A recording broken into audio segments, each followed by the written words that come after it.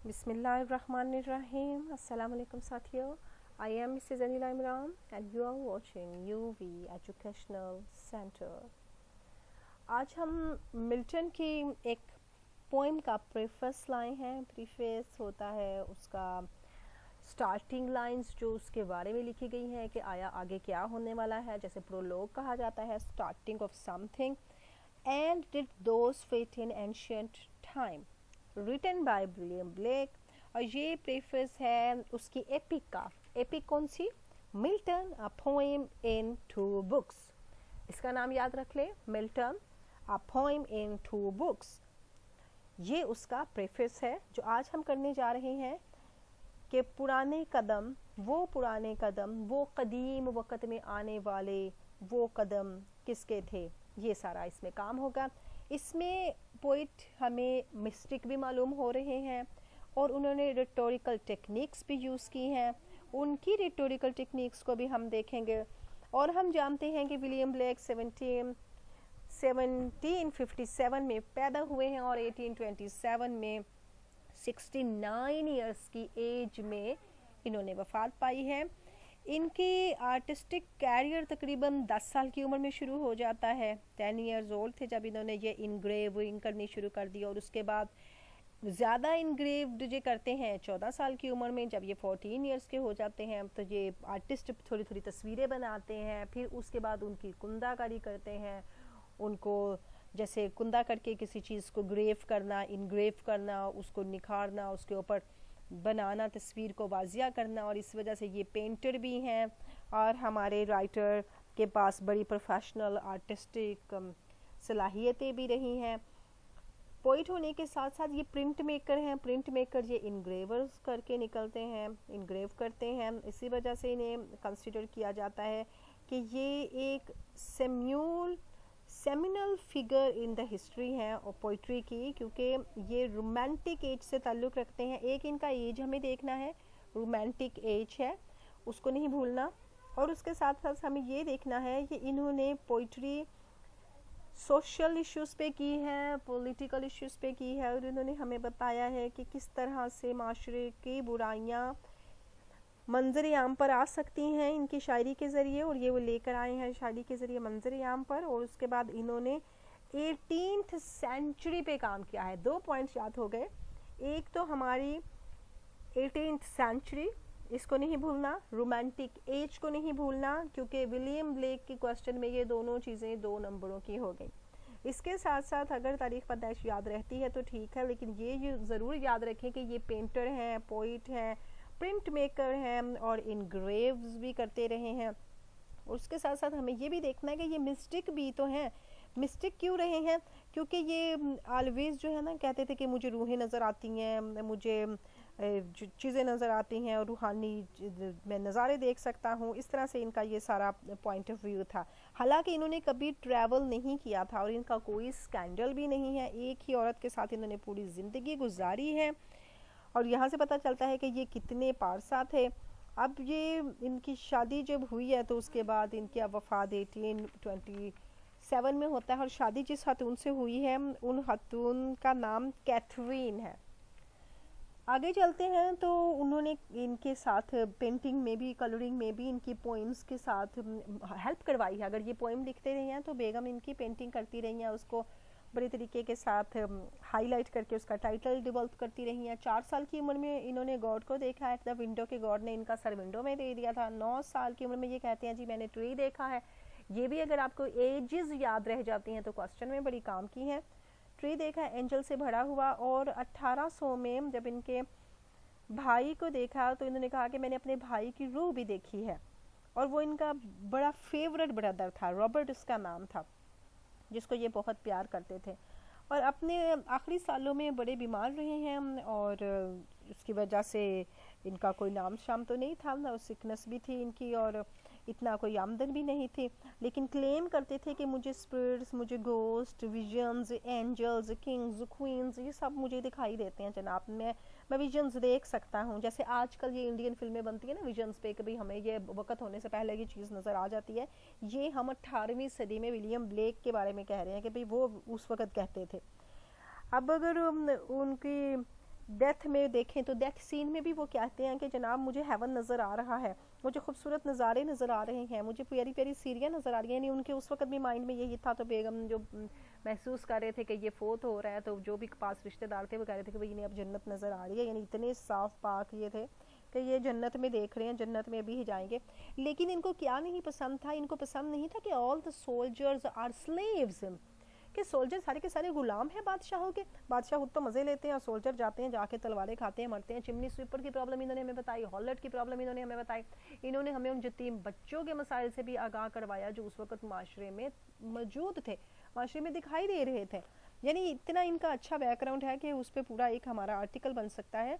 लेकिन मैं आपको चाहती थी कि कुछ मेन पॉइंट्स दे दूं। और फ्रेंच रेवोल्यूशन के बड़े हक में रहे हैं हमारे ये पोइट, और अक्सर क्या करते थे कि ये आज़ादी का लिबादा ओढ़ के गलियों में फिरते थे, गलियों में जाते थे, इधर उधर फिरते थे और कहते थे जनाब के आज़ादी होनी चाहिए। अब हम ज़रा देखते हैं कि इस पोइम में एक वर्ड आने वाला है, उस वर्ड को नोटिस में लेते हैं, डार्क सैटनिक मिल्स। इसके हवाले से बात करते हैं तो कह रहे हैं in the most common interpretation of the poem, ये पोएम की जो बहुत ज़्यादा तशरीह की जा रही है, ब्लेक इम्प्लाइज डैट वो क्या लागू करना चाहते हैं, विजिट बाय जीसस, के जीसस आए, क्राइस्ट आए, हज़रत ईसा आए, would briefly create heaven in England, के वो बना सकते हैं इंग्लैंड को जन्नत का नमूना। इन कंट्रास्ट उसके बदले में to the dark satanic mills, ये जो तुम लोगों ने मशीनें लगा ली हैं, आटा पीसने वाली मशीन लग गई थी, अगर उस मशीन की हकीकत में जाएँ तो अल्बियम फ्लोर मिल लगी थी उन दिनों, और वो उसको डार्क सैटनिक मिल कहते हैं।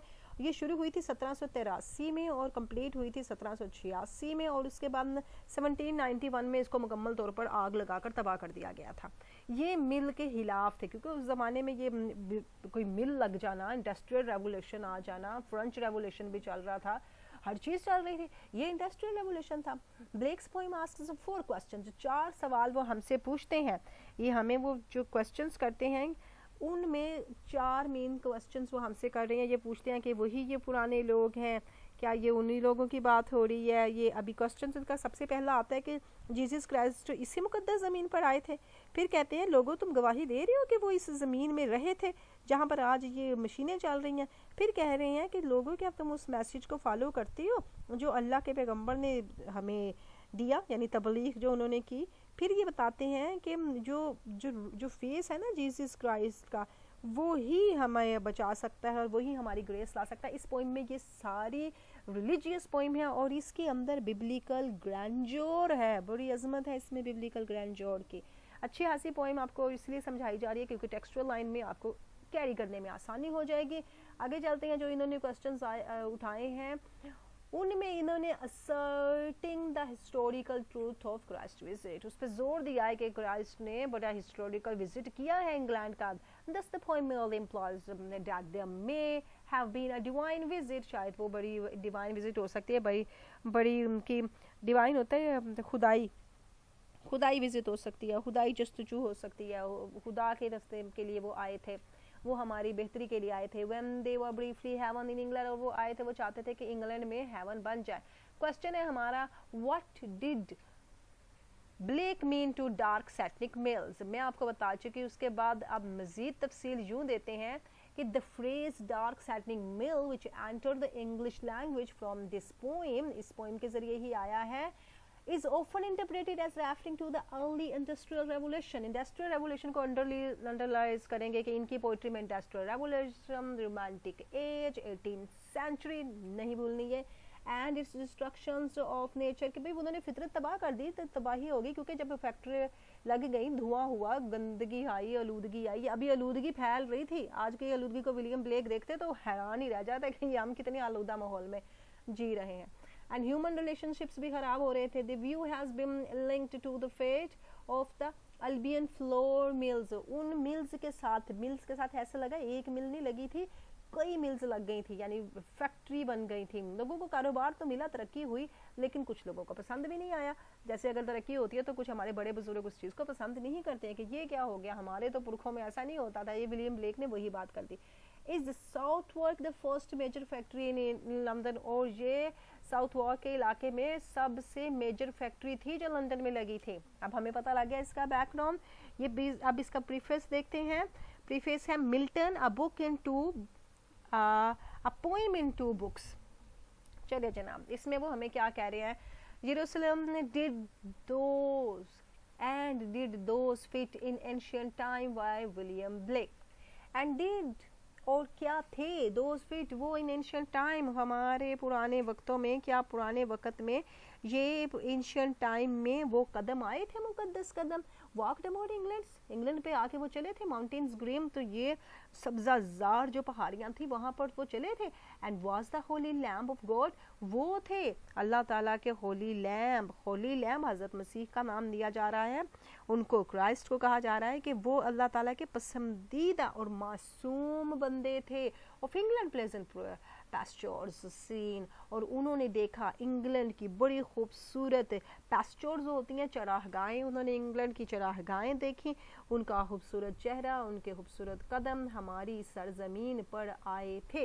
नेक्स्ट चलते हैं, एंड डिड द कॉन्टेनियस डिवाइन, और ये कॉन्टेनियस डिवाइन क्या है, हज़रत मसीह के खद्दो खाल, इसमें आप ये कहेंगे कि ब्लेस ऑफ क्राइस्ट, क्या सारी की सारी ये ब्लेस ऑफ क्राइस्ट नहीं थी, हम क्या कहते हैं, मदीना मक्का से तेल निकला, जनाब हज़रत मोहम्मद सल्लल्लाहु अलैहि वसल्लम ने यहाँ कदम रखे, वो यहीं के थे, तो यहाँ से तो आज इनकी किस्मतें चमक रही हैं, क्योंकि उनके मुबारक कदम यहाँ पे पड़े, जो यहाँ से तेल निकल आया। ये यहाँ कहना चाह रहा है कि इंग्लैंड की चरागाहों में भी उनके कदम पड़े, तो वहाँ पर भी जो अलाही चीज़ें हुई, उनकी ब्लेसिंग हुई, अल्लाह ताला ने ब्लेसिंग की वहीं पर जहाँ उसके पैगंबर थे। अगर हम अपने पॉइंट ऑफ व्यू से देखते हैं, shine fourth upon our clouded hills, अब शाइन क्या कर रहे हैं, मेहरबान थे किसके ऊपर, हमारे ऊपर, ये जो बादल थे ना, बादलों जो पहाड़ों पर छाए पड़े थे, ये भी हमारे पे मेहरबानी कर रहे थे कि हम पर अल्लाह ताला की मेहरबानियाँ थी, क्योंकि अल्लाह ताला के पैगंबर यहाँ पर थे। And was Jerusalem builded here, और क्या वाकई जेरूशलेम यहाँ बनाया गया था, जेरूशलेम यहाँ बना था, among these dark satanic mills, इन शैतानी मिल्स के दरमियान, इंडस्ट्रियल रेवोल्यूशन की बात हो गई, अभी हमने सैटनिक मिल के पॉइंट को बहुत ज़्यादा उठा दिया कि इन जहाँ फैक्ट्रियाँ लगी हैं, ये जहाँ पर शैतानी मशीनें चल रही हैं, यहाँ पर आए थे वो कदम, यहाँ यरूशलेम बना था। यरूशलेम यानी पैगंबरों की पाक साफ जगह, जहाँ पर अच्छी बातें हों, डिवाइन फेसेस हों, डिवाइन लोग हों, हर वक्त वहाँ पर होली मैसेजेस दिए जाएं। तो यहाँ पर देखिए अब कारोबारी बातें हो रही हैं, किसी को परवाह कोई नहीं है दीन दुनिया की। ब्रिंग मी माई बो ऑफ बर्निंग गोल्ड, लाओ मेरा वो तीर जो मेरे बर्निंग गोल्ड हैं। बर्निंग गोल्ड अगर हम देखें तो ये इनके love for the ideas desire है, कहता है लाओ मेरे आइडियाज़, लाओ मेरी मोहब्बतें, लाओ दो मेरा प्यार, ये सारी चीज़ें मांग रहे हैं। Bring me my arrows of desire, दो मेरी ख्वाहिश और जुस्तजू, उसको बढ़ावा दो, उसको बढ़ाओ, मेरी ख्वाहिशात को बढ़ाओ, मेरे आइडियाज़ को भी दहकाओ। ब्रिंग मी माई स्फीयर, लाओ मेरा नेज़ा दो ऑफ क्लाउड्स अनफोल्ड्स, मैं इन बादलों को हटा दूँ, मेरा नेज़ा मेरे हाथ में दो तो मैं इन बादलों को हटाऊँ, अनफोल्ड में हटाऊँ, इन्हें कहूँ कि बादलों साइड पे हो जाओ। नेज़ा होता है ज़रा लंबा सा और तीर कमान होता है ज़रा छोटा सा, या तो तीर मारते हैं दूर से या नेज़ा मार के चीज़ साइड पे करते हैं। उनका मकसद है कि मैं नेज़ा मारूँ और ये बादल जो हैं ये हट जाएँ यहाँ से। Bring me my chariots of fire, chariot of fire होती है जनाब वो बग्गी जिस पे बैठा जाता है, और वो कहते हैं कि मेरे लिए वो बग्गी भी ले आओ, मेरे लिए वो अलाव ले आओ, वो बग्गी ले आओ। अलाव अगर देखें ना, चैरियट ऑफ फायर, अगर हम इसको कहें कि वो क्षमादान ला दो, तो वो अंधेरे में देखना चाहते हैं, वो चाहते हैं उम्मीदें लाओ, डिज़ायर लाओ, लव लाओ, इन बादलों को हटाओ, इन जो मुश्किल चीज़ें फैली पड़ी हैं, ये जो मुश्किल चीज़ें हमारे सोसाइटी में आ गई हैं, इनको हटाओ और माशरे को फिर से दोबारा प्लेजेंट पैस्चर बना दो। ये हमारी माशरती बात हो रही है, मिस्टिक पॉइंट है, माशरे के बारे में बात करते हैं, उनकी शॉर्टकमिंग्स को उठाते हैं। I will not cease from mental fight, मैं नहीं रोक सकता अपनी जहनी जंग को, मैं अपनी जहनी जंग को बंद नहीं कर सकता, लेकिन चाहते हैं कि मैं अपनी जहनी जंग के खिलाफ जाऊं, अपने हथियारों से काम लूं। ये हथियार असली हथियार नहीं है, कोई नेज़ा कोई तीर तलवार चलने नहीं वाली है, ये इनकी अल्फाज है, ये इनकी जुस्तजू है, इनकी ख्वाहिश है, इनके आइडियाज़ है, इनका लव है, इनकी थिंकिंग अबाउट द सोसाइटी है। I will not cease from mental fight, मैं इस जहनी जंग से आज़ाद नहीं हूँ। Not shall my sword sleep in my hand, और ना ही मेरी तलवार मेरे हाथ में कमज़ोर पड़ी है। स्वॉर्ड स्लीप, तलवार का कमज़ोर पड़ जाना, या समझ लें कि ये अगर अपने हाथ में तलवार को जिक्र करते हैं तो ये अपनी कलम का जिक्र कर रहे हैं कि मेरी कलम मेरे हाथ में कमज़ोर नहीं है। सारी हिस्ट्री बता के जाऊँगा। आज हमें हिस्ट्री कहाँ से मिल रही है? इनकी पोइट्री से मिल रही है। 1700 में पैदा हुए हैं हम, 2000 में बैठ के इनकी पोइट्री देख रहे हैं, कितने साल पीछे जाएं। 18वीं सदी की बात कर रहे हैं और अब हम 21वीं सदी में बैठे हुए हैं। अगर हम 300-400 साल पीछे जाते हैं तो ये वो हिस्ट्री उन्होंने बता दी कि मेरी sword not sleep in my hand, मेरे हाथ में मेरी तलवार को सोना नहीं चाहिए, मेरे कलम को मेरे हाथ में जो है इतना कमज़ोर नहीं पड़ना चाहिए। टिल वी हैव बिल्ट यरूशलेम, यहाँ तक कि हम यरूशलेम को बना दें, यरूशलेम को फिर बाद इसमें तामीर कर दें इन इंग्लैंड, इंग्लैंड के अंदर ग्रीन एंड प्लेजेंट लैंड, और ये बन जाए हमारी ग्रीन एंड प्लेजेंट लैंड और खुशगवार जगह बन जाए, वैसी ही जगह बन जाए जैसी ये सैक्रेड मिशन चाहते हैं, अपने सैक्रेड मिशन को कंप्लीट करना चाहते हैं। और इनका सैक्रेड मिशन स्टार्ट हुआ है ये इस एपिक में, और ये एपिक है जो हमें मिल्टन पोएम इनटू बुक्स में से मिली है, और ये उसका प्रीफेस है, उसकी इब्तदाई लाइंस हैं। Thanks a lot for listening, watching, like, subscribe and share our channel. Allah Hafiz, and see the link which is appearing on the screen now.